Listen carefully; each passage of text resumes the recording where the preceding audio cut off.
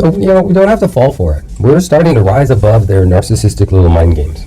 This is our chance to, just be true to ourselves, to keep standing strong, to grow our self-love, to grow our self-respect. All those narcissist attempts to question you, to make you feel guilty, is just kind of like, dust on a force field at this point. You're no longer here to caretake, the narcissist and their doubts and their whims, or satisfy their narcissistic expectations. You're here to honor yourself and to live your best life.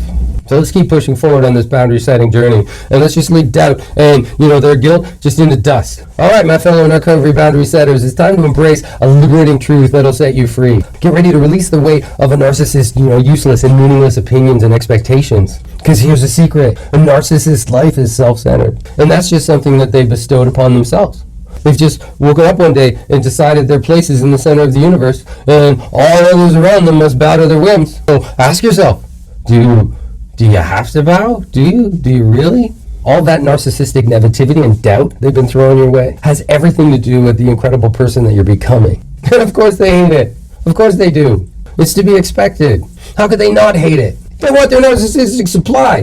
They want their narcissistic supply. Narcissistic supply is like their candy, and they're in the candy aisle, and they want candy, candy, candy, candy, gimme, gimme, gimme, gimme, gimme.